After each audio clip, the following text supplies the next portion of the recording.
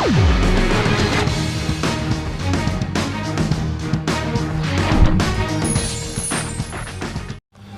देख रहे हैं A to Z न्यूज़ और मैं हूं आपके साथ हीरेंद्र राठौड़।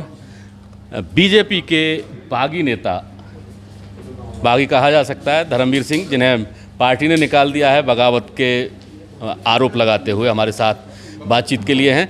धर्मवीर जी, आपने आज पार्टी की शुरुआत की है, गठन किया है, घोषणा की है, आखिर क्या कारण है? कारण स्पष्ट है। मेरे को लगता है कि पार्टी को हमारी ज़रूरत है नहीं, और यहाँ पर जो हमारी विचारधारा है उसके लिए दिल्ली के लिए एक लोकल पार्टी की निश्चित रूप से ज़रूरत है। और जो लोग परिक्रमा करते हैं उन्हीं को पद, उन्हीं को सारी टिकटें और उन्हीं को मेंबर बनाया जाता है। तो जो पराक्रमी कार्यकर्ता वो घर बैठा है, उनको इकट्ठे करके एक लोकल पार्टी बनाने की आवश्यकता है। तो पार्टी का नाम क्या रखा गया है? पार्टी का नाम दिल्ली समता पार्टी है जी। तो क्या माना जाए, कहाँ किन किन लोगों को जोड़ेंगे, कहाँ फोकस रहेगा, किन बातों पर फोकस रहेगा? पूरी दिल्ली के अंदर हमारे 250 मंडल हैं। सब जगह कार्यकर्ता जो अच्छे हैं वो बैठे हुए हैं। मैं पूरी दिल्ली का भ्रमण करूंगा और दिल्ली देहात से भी बात करूंगा और दिल्ली के RWA से भी बात करेंगे, और उसके लिए एक अच्छी पार्टी, स्वच्छ और वो भी कैडर बेस पार्टी, वो खड़ी करने का प्रयास करूंगा। जी, आपके साथ कुछ और कार्यकर्ता भी आए हैं, उन लोगों से भी बात कर लेते हैं। जी, आपका क्या नाम है? मेरा नाम आशा कुमारी है। जी, आपके पास संगठन में बीजेपी में क्या जिम्मेदारी? हाँ जी, मैं महिला मोर्चे में अध्यक्ष हूँ जी, श्रीनिवासपुरी से। जी। तो आप इनका बागी जो चुनाव लड़ रहे हैं उनका साथ दे रहे हैं, कारण क्या है उनके पीछे? कारण वही है जो भी बताया थोड़ी देर पहले, कि जब उसमें वहाँ हम लोग काम कर रहे हैं इतने सालों से, तो टिकट ना मिलने के कारण से ही हम लोगों ने बगावत पे हैं। जी जी, आप भी आगे आ जाइए। जी, आपका नाम क्या है? मेरा नाम मंजू गुप्ता है। जी, बताइए, कारण बताइए। कारण ये टिकट जो इधर उधर हो जाती हैं, पैसे में बिक जाती हैं, तो इससे हमें बहुत दुख होता है जी, इसीलिए हम बागी बने और हमने भाई का साथ दिया। जी जी, आप भी आगे आ जाइए, मैं आपसे भी जानना चाहूँगा। जी, आपका नाम क्या है? मेरा नाम श्वेता पासी है। जी, श्वेता जी, जिस तरीके से नगर निगम का चुनाव है, बगावत हो रही है, नई पार्टी का गठन भी हुआ है, पहले मैं जानना चाहूँगा आपके पास जिम्मेदारी क्या थी बीजेपी? मैं मंडल में मंत्री की पोस्ट पे थी। जी जी। तो अब आप साथ दे रहे हैं जो निर्दलीय लड़ रहे हैं उनका, तो कारण क्या है इसके पीछे? इसका कारण सिर्फ ये है कि जो MCD के चुनाव होते हैं उसमें किसी पार्टी का मेरे हिसाब से कोई रोल नहीं होता है, ना CM का ना PM का।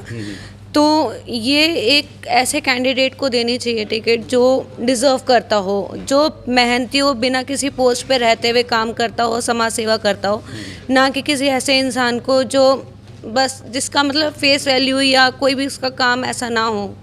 तो इन लोगों ने वही करा, तो इसलिए अब हम बागी हो गए हैं। जी, देखते हैं, होप फॉर द बेस्ट। चलिए, हमारी शुभकामनाएं हैं। जी, आपका क्या नाम है? ठाकुर SS चौहान। जी, चौहान साहब बताइए क्या?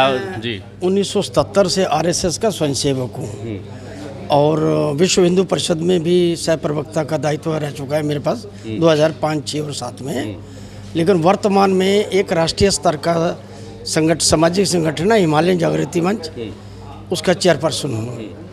और हमें बड़ी वेदना होती है, जैसे भाई धर्मवीर ने कहा कि परिश्रम करने वालों को दरकिनार करके परिक्रमा वालों को आगे प्रोत्साहन दिया जाता है। भ्रष्टाचार की असली जड़ ही है।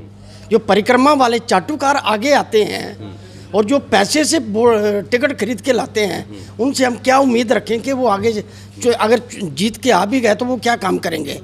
उन्होंने अगर 1 करोड़ में टिकट खरीदा, वो 10 करोड़ कमाने में जुटेंगे। कारण क्या मानते हैं? नेतृत्व में की नीतियों में परिवर्तन आया है या बीजेपी ही बदल गई है? देखिए, अगर आप ईमानदारी से मेरे से पूछ रहे हैं, मैं अपने व्यक्तिगत विचार बता रहा हूँ। बीजेपी में 10% भी लोग मोदी जैसे नहीं हैं। जी, मोदी जी तो एक युग पुरुष हैं जो असंभव को संभव करके दिखाया, और योगी जी भी। लेकिन बड़े दुख के साथ कहना पड़ता है, हम 1970 से इस विचारधारा के हैं, लेकिन मोदी जी और योगी जी जैसे 10% लोग बनी हैं। बीच में कूड़ा कचरा बहुत है, कांग्रेस की तरह। दिल्ली बीजेपी के नेतृत्व के बारे में क्या कहना? दिल्ली में बीजेपी के नेतृत्व में कोई दम नहीं है। दिल्ली के जो नेता हैं वो भी यही सोच रहे हैं कि मोदी जी के नाम से हमारी नैया पार हो जाए, हमारी लॉटरी निकल जाए। लेकिन स्थानीय स्तर पर लोगों की जो अपेक्षाएं हैं वो स्थानीय स्तर के नेता पूरी कर सकते हैं। मोदी जी ने पूरा देश देखना है, पूरी दुनिया देखनी है, वो एक एक गली मोहल्ले की वो नहीं देख सकता। वो तो इन लोगों को देखना चाहिए जो आगे निगम पार्षद और एमएलए वगैरह बनते हैं, वो 5 साल के बाद नज़र नहीं आते हैं। अभी तो घर घर आके कर रहे हैं, पूछ रहे हैं, फ़ोन कर रहे हैं, ये पुरानी जान पहचान निकल रहे हैं, लेकिन चुनाव के बाद यही नेता नदारद हो जाएंगे। चलिए, चुनाव के बाद नेता नदारद हो जाते हैं। फिलहाल एक और पार्टी का गठन हो गया है। अब देखने वाली बात ये रहेगी कि आखिर जो ये दिल्ली नगर निगम चुनाव है, इसके जो नतीजे आने वाले हैं वो किस करवट बैठते हैं।